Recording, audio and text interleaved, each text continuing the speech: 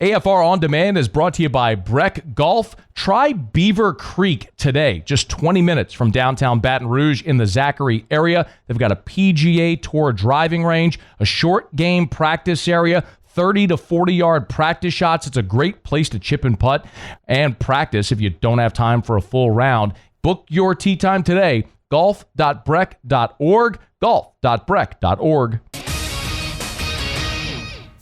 Matt Moscona. I'm very important. After further review. Say it one more time. After further review with Matt Moscona. And here we go. Live from the Raising Cane studio. Let's ride!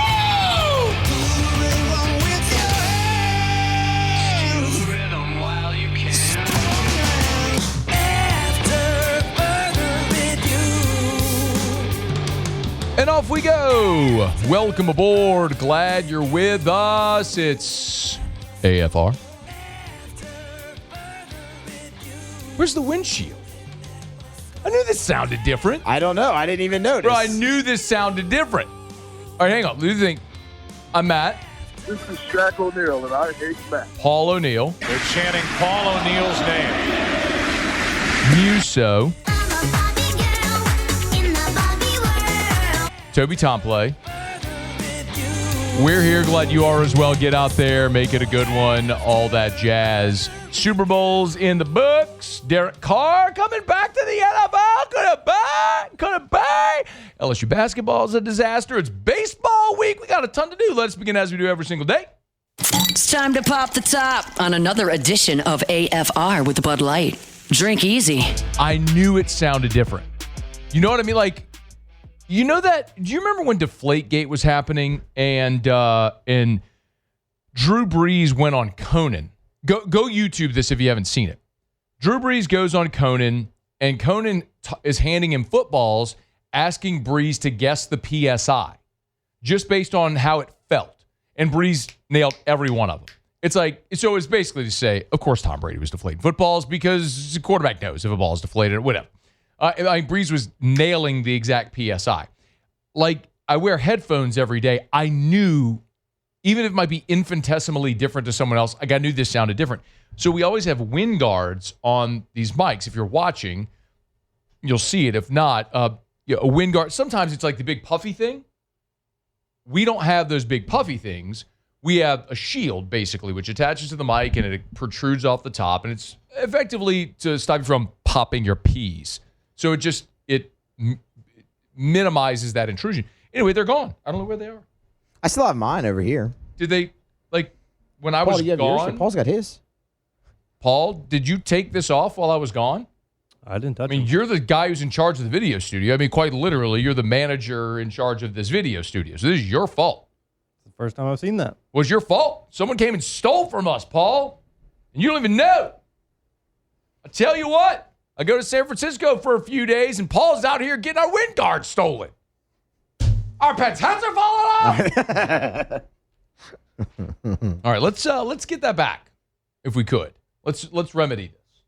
Okay, Super Bowl 60 in the books. So, seldom times in sports and in life, quite honestly, do things that we build up actually live up to the hype that when it does happen, it should be celebrated. For example, LSU and Clemson, that season opener this year, we spent so many months building up that game.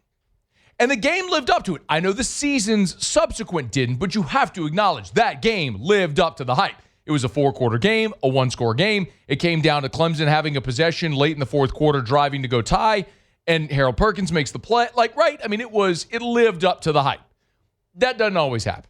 Super Bowl 60 is a great example, and sometimes this is just what you get. A lot of people are saying, is it the all-time worst Super Bowl? I don't know that, man. We've seen bad games. The first Super Bowl I remember watching was the Scott Norwood game, Giants-Bills, the 1990 season, the January of 91 Super Bowl. That's the first game I remember watching. And I could right now rattle off every Super Bowl of my lifetime. Just boom, boom, boom. I remember them all. And we've seen some bad ones, y'all. The 13-3 game in the 2018 season after the no call with the Rams and the Patriots, that was a terrible game. Seattle-Denver in the 2013 season, the 43-8 game up in New York or New Jersey, the Meadowlands, that was a miserable game. Started with the safety like on the punt right there to begin the game. We could talk about Super Bowl 1985, the Bears and the Patriots in the Dome, which wasn't just an atrocity. Denver, San Francisco, the 55-10 game. There have been some blowouts and some games that weren't competitive and some games that just weren't entertaining, and this is just one of them. I mean, this was 12-0 entering the fourth quarter, y'all.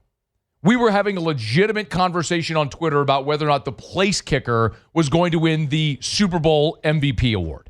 And he probably deserved it at that point. Then you had 30 points in the fourth quarter, kind of made it respectable. But Seattle's defense was awesome. 6 sacks, 8 TFLs, 11 quarterback hits. They were great. I mean, Seattle's defense in particular, their defensive line just abused the New England offensive line. And unfortunately, Will Campbell was sort of at the center of that. But, for Campbell.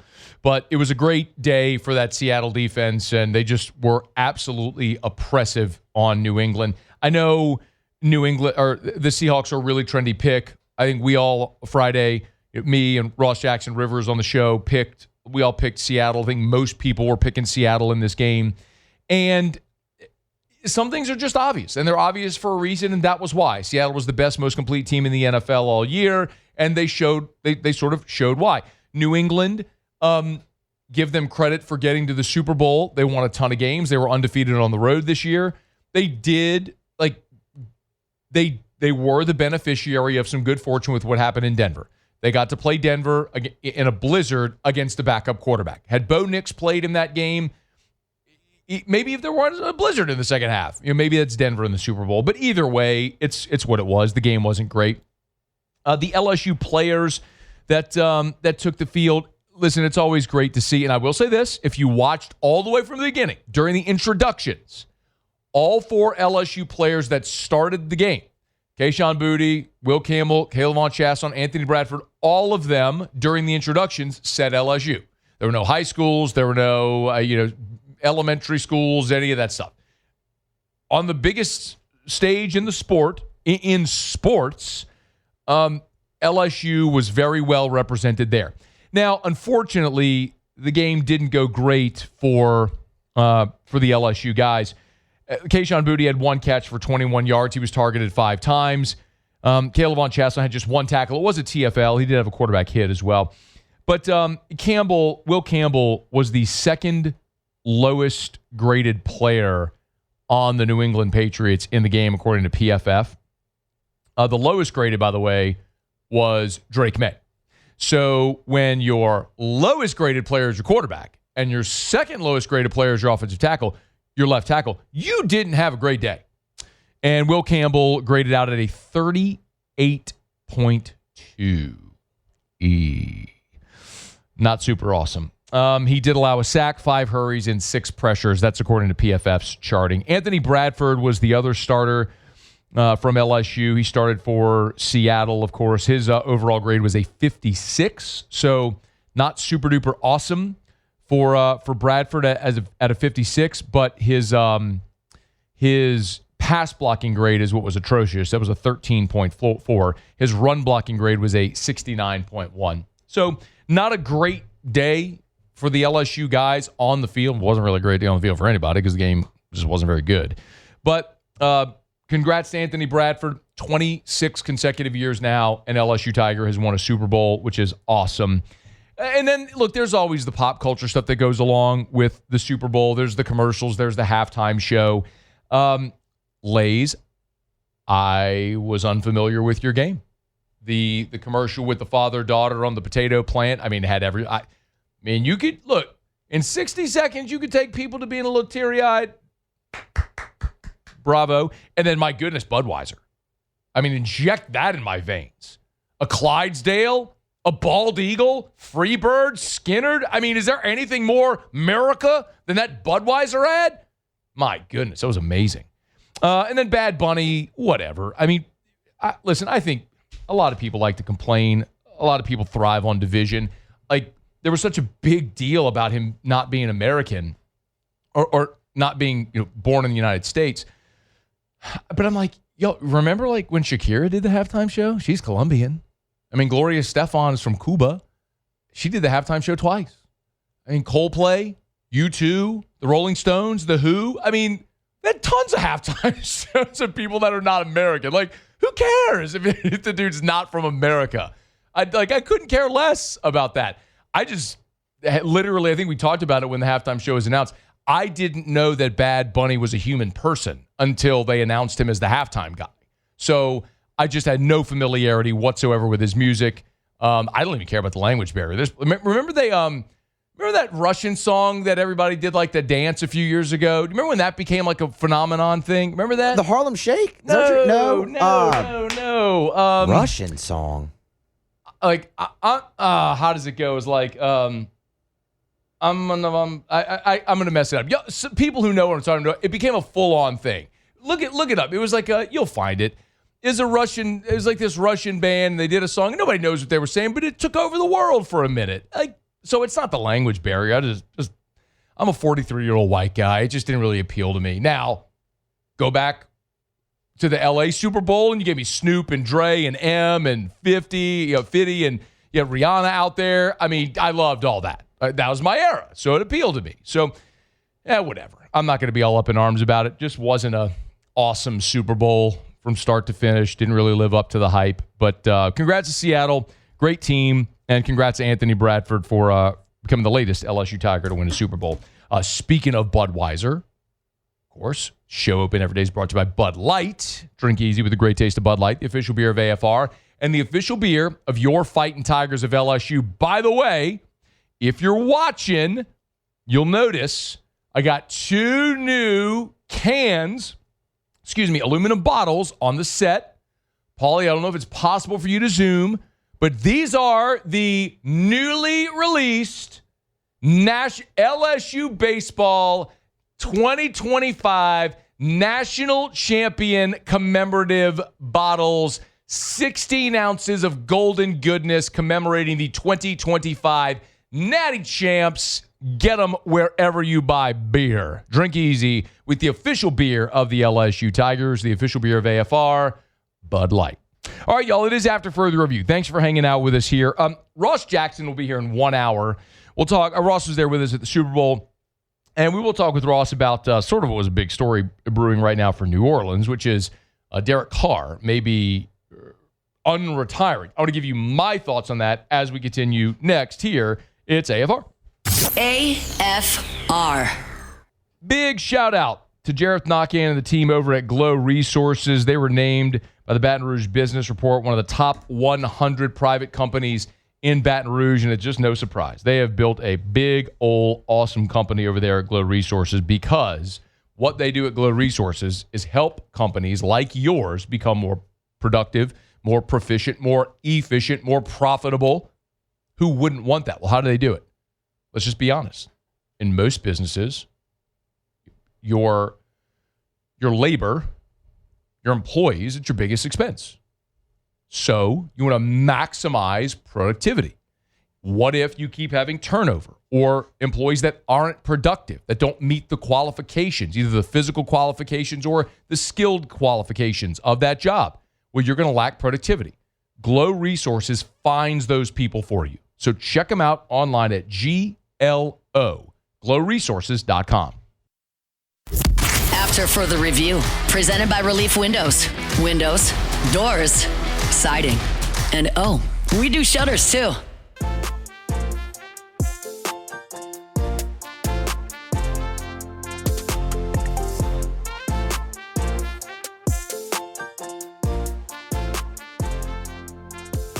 Moose, did you find my Russian pop song? I've not found it yet. I'm still looking. You're not looking for anything. I did. It's pulled up right here. It says anything. something like, it translates like My Marmalade or something is what I found. Play it. All right, Play it. Hold on. I'm telling you, like, as soon as you hear it, you'll know it. It was like it was this whole TikTok trend. Everybody was doing it. The whole world was doing that. Like, I don't know anything about anything pop culture, and I know this, so you know this is a thing that everybody knew. You'll know it in a second. Oh, that's a short. Hold on. Not him. That ain't it. Hold on. I'll talk about Derek Carr. You're just all this pussyfooting around here, Muse. You're Here we delaying go. me Here we talking about go. Derek Carr. All right. Nope. Hold on, I have two things playing. Nope. This isn't it? Nope. Okay.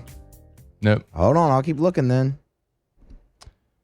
Call Erica. Call her right now. Call Erica do you have her number? Mm-hmm. Okay, call Erica and she'll know right off the bat. I'm really disappointed nobody in the text line has told me. Wait, We got action? Nope. Ah. Jason Bourgeois sent me Gangnam Style. It's not Gangnam Style. That's not Russian. Gangnam Style is Asian. It's K-pop, Japanese or whatever it is. K-pop. Or Korean. Mm-hmm. Gangnam Style's Korean? Yes, K-pop. Oh, okay. Yeah. All right, call Erica, and I got to get to the bottom of this thing. It's going to drive me crazy. All right, it's After Further Review. Thanks for being with us here. You can email us, tweet us, text us, 225-396-4400, 396-4400, 396-4400. Lots of ways that you can get involved in the show. Are you calling her right now? Okay, all right, hang on. Before I go into Derek Carr, the Derek Carr stuff, let's see if she answers. Or just put it on air. Or no, she's not answering? Or did it go straight to voicemail? It's ringing. She just hasn't answered yet. Yeah. Come on, Erica, answer the phone. We're live on air. Live radio. This is live radio. I know. She didn't answer. We can try again later. Hey, Siri, text Erica. What do you want to say to Erica? Call the studio. All right. Okay. It's After Further Review. How about this little news alert that I don't think many people were really expecting to see on your Super Bowl Sunday? Apparently Derek Carr is open to a return to the NFL. Ian Rappaport had this report on Super Bowl Sunday that Carr would be open potentially to a return to the NFL, with Minnesota as the most likely destination. There were reports a week ago that Minnesota might be looking at a veteran quarterback as an option for J.J. McCarthy. There was some talk about Kirk Cousins, maybe a reunion there. Derek Carr could make sense as well. That was the report from Ian Rappaport. Others I know have had that as well. It shouldn't be completely out of left field, because Derek and David Carr on their podcast several months ago actually kind of teased the possibility of Derek Carr making a comeback with the Raiders. And that leads me to my next question. Okay. Clint Kubiak's the head coach of the Las Vegas Raiders. That'd be so awesome. Yeah, would it be? What gift would you How give awesome would it be? What gift would you give the Raiders? You're a gifter. What would you slide under their tree? I'm coming home. I'm coming home. Jeez. The world that I'm coming home. It's a pretty song. It is. It's a good Not song. the way I sing it, but yeah. It's a good song. I'm not going to talk Leave the it rest of there. this second. And if you guys can get Clint Kubiak to come, maybe. I'm just saying. You don't have to say anything. I said it. I'm not saying a word. Don't say nothing. Don't even make the face. Okay, that's enough. These two. I mean, is there a more unlikable group than those two? I mean, I'm not saying that I'm the most popular kid in the class, but geez, there's just like, has there ever been a group of unpopular brothers because they're just tryhards? It's like, God, dog. Anyway, here's what you need to know. The Saints should and would openly welcome a Derek Carr return to the NFL. It just won't be in New Orleans. So Rappaport has this report. Maybe it's Minnesota. There's another possibility that some have mentioned, that Cincinnati called Carr this past year when Joe Burrow injured his toe. He had a toe. I mean, when you got a toe, you don't want to mess around with a toe. It's a little tough when you got a toe. It's incredibly tough when you have a toe. You need an option. You need a backup option. Because you don't know how long the toe is going to keep you out. And it could keep you out for months, apparently. And it did. It did. He had a toe. The toe. Doesn't have a toe anymore. No, thank goodness. Thank God he doesn't have a toe. He can play again now. He can play because he doesn't have the toe. And then there was the Kubiak conversation, which actually, remember, at the time they did that podcast, Kubiak wasn't the coach of the Raiders. He is now.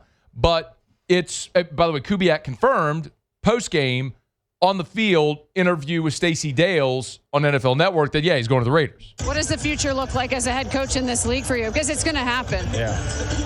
That's up to God, and we're gonna enjoy tonight.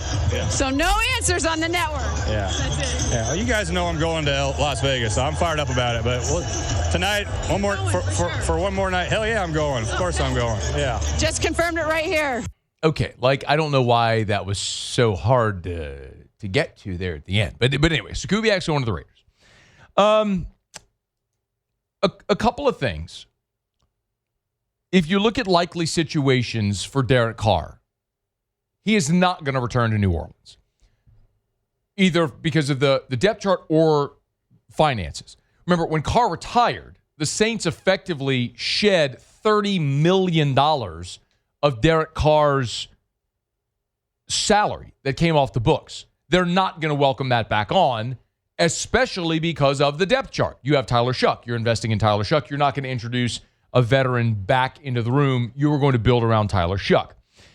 Las Vegas doesn't actually make sense for Carr either because they're going to go draft Fernando Mendoza, number 1 overall, and they're going to partner Mendoza with Kubiak and try to build something there. It wouldn't make a lot of sense to have Derek Carr there. Remember, they also still have Geno Smith. So they have a veteran on their books financially and on their roster, and then you're going to bring in Mendoza. Minnesota would make the most sense. You've got J.J. McCarthy there. Do you really want to have a reunion with Kirk Cousins in Minnesota? Probably not. So Derek Carr would probably make the most sense. But he's got to prove, first of all, that his shoulder is healthy and good and he can go play. There are two primary benefits to a Derek Carr return to the NFL for the Saints. One is, Carr's salary is off the books when he retired. So that $30 million base for 2026 is gone. You still have the dead number, which is $59 million for next year. But again, you shed $30 million of salary for next year. And then remember, the Saints still own, and this is maybe burying the lead, the Saints still own Derek Carr's contractual rights. So if Derek Carr returns to the NFL, he's a New Orleans Saint, unless the Saints trade him, which of course they would do. Even if trading Derek Carr nets you a couple of day 3 draft picks, great. That's something which would otherwise be nothing. So if Carr returns, he ain't coming to your roster. You're already saving money against cap. And you could potentially get draft picks. Come on back. Go ruin somebody else's locker room. Go do your awful podcast with your brother and make somebody else cringe. Come on back, Derek. It's not to New Orleans. So, yeah, we should welcome his return. And let old gum-smacking Mick do his worst. See if he can find a draft pick or two in that mix. That'll probably trade away to move up, to take someone with a high relative athletic score who won't amount to much. Isaiah Foskey, anyone? All right, it's After Further Review. Glad to have you hanging out with us here. We're brought to you by Our Lady of the Lake, championship health partner of LSU Athletics, OLOLRMC.com/LSU, OLOLRMC.com/LSU, Our Lady of the Lake and LSU. Together we roar. And, of course, at Our Lady of the Lake, they support and take care of the teams that you and I love on the hardwood. Great deals with Michaela Williams, Flau'jae Johnson, some amazing hoopsters. Of course, in all sports, our friends at Our Lady of the Lake love to take care of the team that you and I love. And not only that, everyday champions in the community like you and me. And it's not just for sports medicine. If it's pediatrics, if it's heart health, stroke, cancer, they do it all right here at a world-class level in Baton Rouge and as part of the FMOL health system all over Louisiana and into Mississippi. OLOLRMC.com/LSU. Our Lady of the Lake and LSU. Together, we roar. Is Erica there? I told her we'd call her back after the segment. Why would you do that? Well, because she was just sitting there on the phone hold. She ain't doing nothing. Well, she'll answer. And great. And now, well, you should have called her then whenever I was in that live read. I thought you'd get a break. I don't like doing a live read then going right into another live read. So I need something to bridge. So this would be a great time to call her. Well, that's what I'm doing right now. Well, it'd be nice if we didn't just waste the last 30 seconds, Muse. Tell you, you're not calling her. You just picked up the phone. I had to look the number up again. Just go to break, Muse. You're killing me, Muse. All right, we'll do call Erica. We'll come back, go around the SEC. I got to talk about the SEC distribution as well because I keep getting this question from people about people are so perplexed at how women's basketball loses all this money and the men's team, which is terrible, makes money. This is going to help illustrate it. We'll do that next on AFR. After further review. We're brought to you by Darren James and Associates, brokered by LPT Realty, agent225.com, agent225.com. Over the weekend, I got a text from Darren. As a matter of fact, I was at the San Francisco airport Saturday morning. It's like 5 in the morning. And I got a text from Darren, which it was 7 a.m. here. But he said, hey, Scone, shout out Monday. This loyal listener hasn't missed a day of AFR in years. His name is Richard Roussel. Heard us talking about Darren James, contacted Darren about his home value, something we talk about often here. So big shout out, Richard Roussel. Thank you for being a loyal listener to AFR, and thank you for calling Darren James. Remember the home value tool that I tell you about that Richard took advantage of? Go to the website, agent225.com, agent225.com, agent225.com. Home value, type in your address, boom, in seconds using local market data. It'll tell you exactly what your home is worth. Agent225.com. Think real estate, think Darren James. After further review, presented by Relief Windows. Windows, doors, siding, and oh, we do shutters too.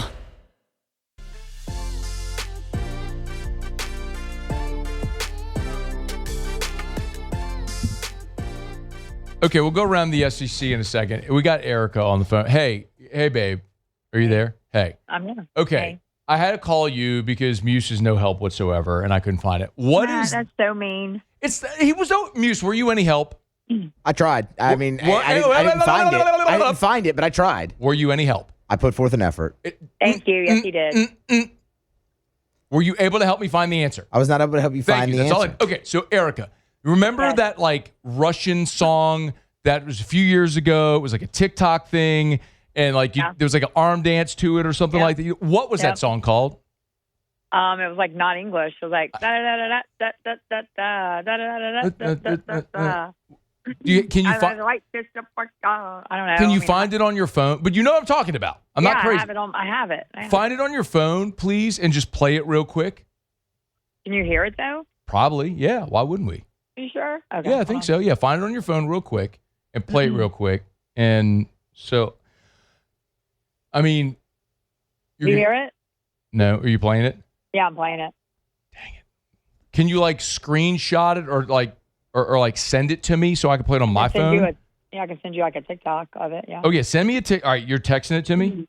Yeah, I will. All right, do that. Okay, send me a text of that. That's like when people are eating food, like Gordon Ramsay, like, and it's not about food. Like everybody would do it, like when they were tasting their food, they would taste their food and then do this dance with that song, and everybody's like, "Oh, it's a really nasty, bad song." Is it really? And no one knew. Is it really? Yeah, supposedly it translates into something like not good. Oh, okay. Did you send it to me? You didn't know that part? No, I didn't know that. Oh yeah, that's a thing. Yeah. Did you send it to me yet? No, I was trying to find a good one. Hang on. Let me see if this guy's doing it good. Hang on. No worries. Just live radio. We can all just wait. Well, okay. I'm supposed to do it while you're on air. Okay, hold on. Well, yeah. I mean, I need to know. All right. Send it to me. Oh, wait. Is it? No, that's not it. That was just a spam text. Josh, can I send it to your TikTok? No, text it to me. Text it to me. I'm trying right now. Okay, I just did. Okay. All right. Let's see if this... Now, this one is not about food. This one is like just some girls doing it or whatever. But this is the song. Yeah. Hang on. Here it is. This is it. That's it. Is that it? Yeah, hang on. Hang on. It's coming. Hang on.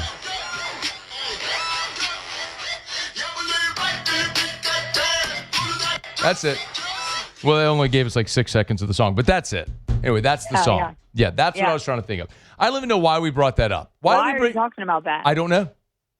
I think it had to do something with the Super Bowl halftime show. Did you like Bad Bunny? Think of. I mean, I thought it was a lot of action. I thought there was a lot of stuff going on. It was entertaining, maybe. I mean, I wish I would have known the words. Yeah. You don't know the words of that Russian song?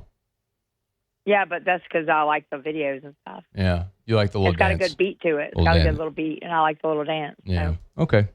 All right, thank you for sending me the Russian song that we still don't know the words to, but we got like a 6-second clip of it so people will now know what we're talking about.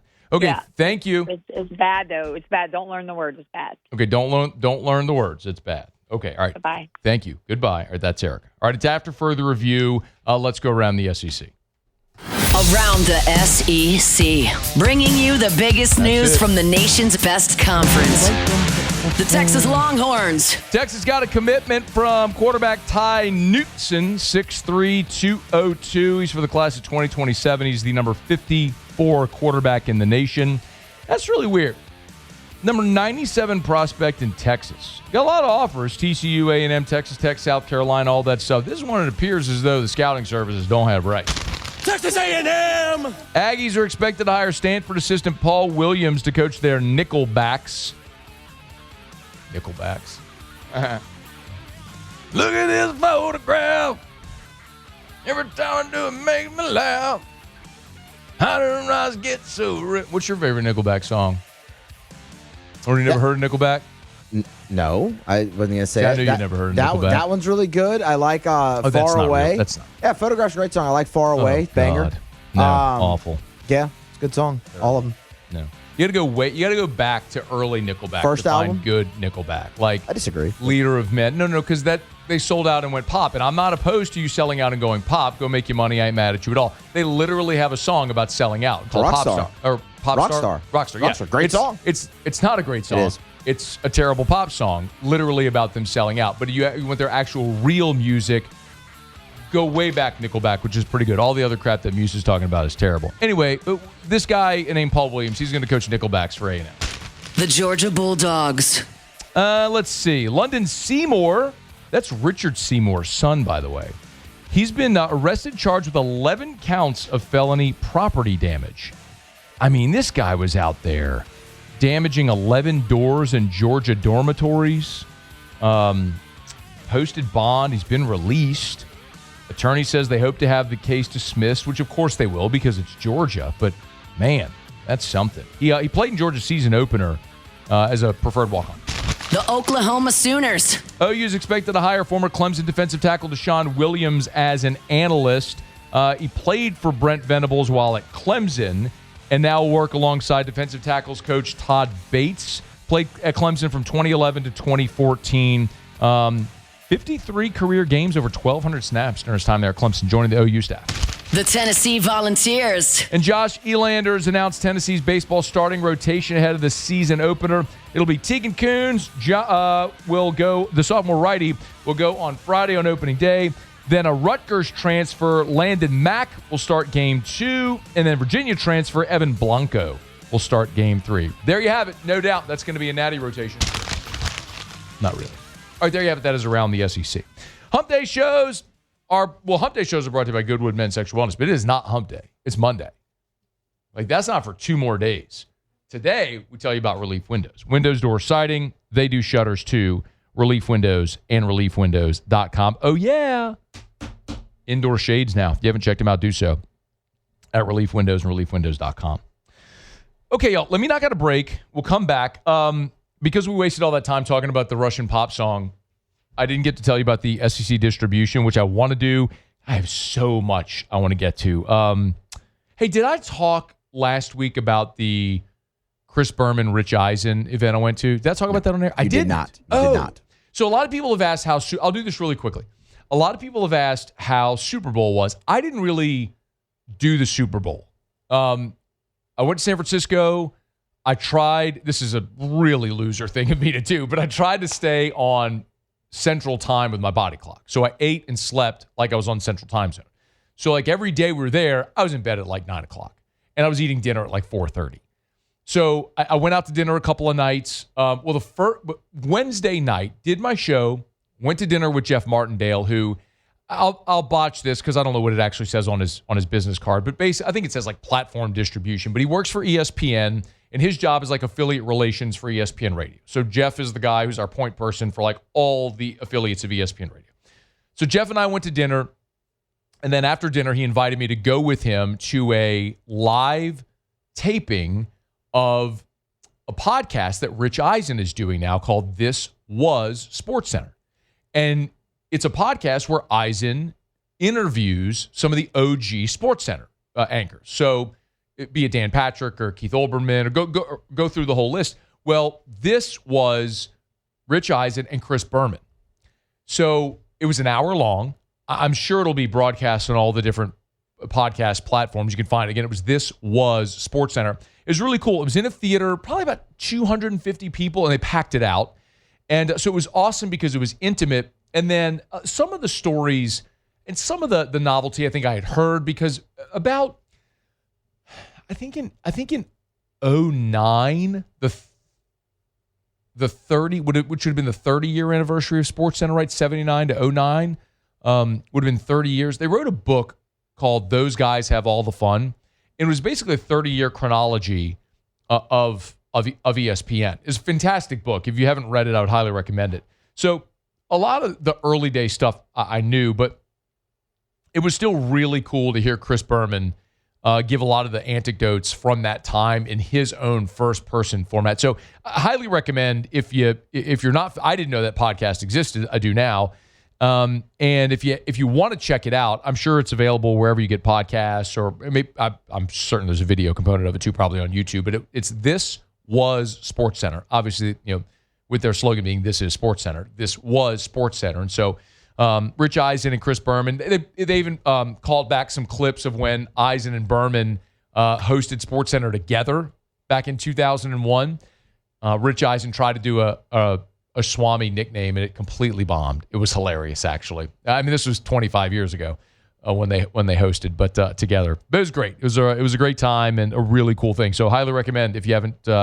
If you're like me, and like I'm of the age group that kind of grew up on that era of SportsCenter, and Saturday, and like even during the summer, you'd wake up and they'd keep airing the replays of like the 11 o'clock SportsCenter, and so you'd watch them over and over again.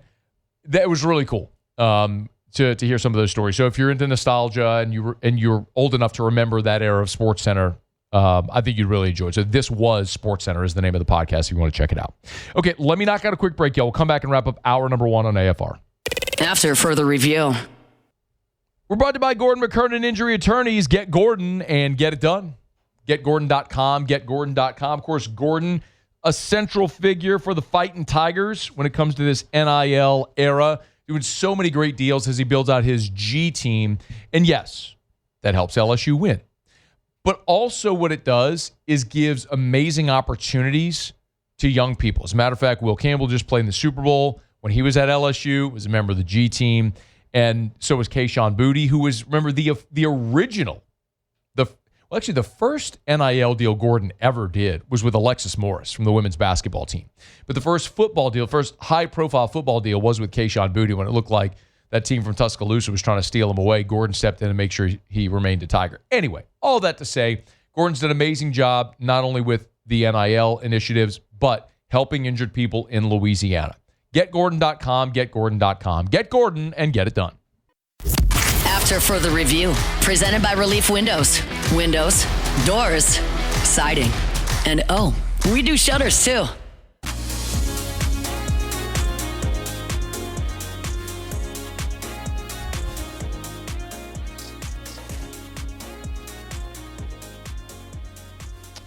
The SEC announced its revenue distribution for its member institutions, and it's over $1 billion.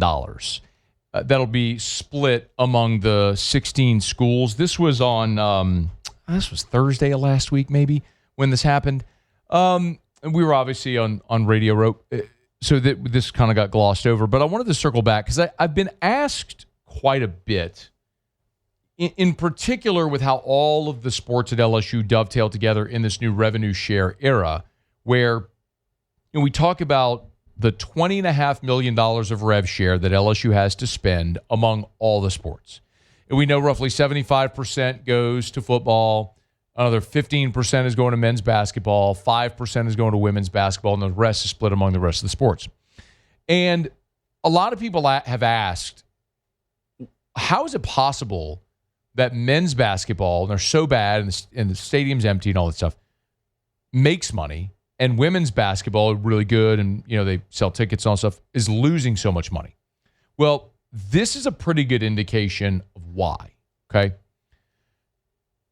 Primarily, your revenue is going to come from your media rights and premium seats. So men's basketball has their 6,000, 7,000, whatever the number is, loyal season ticket holders that buy their season tickets all the time, whether they go or not. They also have premium seats. So you have like the seat licensing for premium seating. You do not have that in women's basketball. So while women's basketball is selling more tickets, they have more people there, it's cheaper to go to a game. So you're not actually making money on the ticket sales. And on top of that, you're paying Kim Mulkey over $3 million a year. So you have a lot of money invested in your head coach and the staff and all the resources it takes to be really good, and you're not generating the equivalent revenue on ticket sales. And then the other part with the media rights kind of speaks to this. The men's basketball component of the media rights deal is huge. The women's basketball component is not, because women's basketball has not yet been an equivalent scalable property on television. People don't watch women's basketball like they do men's basketball. That's not a sexist statement. That is a fact. That's not to say there aren't outliers. Like Caitlin Clark was a phenomenon in college, and a lot of people watched her games and still do. But generally speaking, you don't see the equivalency on men's basketball and women's basketball. So the media rights are the dollar value is not there for women's basketball like it is for men's basketball. So even though LSU is awful and 2-8 in the conference, their share of the media rights deal for men's basketball is large, and they have a stable amount of season ticket holders that pay for premium seats. And so LSU basketball last year made $1 million, despite the fact that they were tied right there with South Carolina at the bottom of the conference. So that's how, when you look at the media rights distribution or the SEC distribution, the total distribution jumped more than $200 million from the previous year. So last year, the distribution to every school was $53.8 million. This year, the average distribution, $72.4 million. So you increased your distribution by nearly $20 million per school. How did you do that? You added Texas and Oklahoma. And so your media rights deal went way up.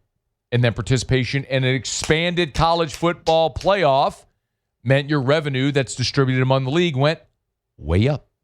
So we talk about it all the time with conference expansion, and too often people think of it through the lens of, add Clemson or Florida State because, like, geographically it makes sense, or historically in football.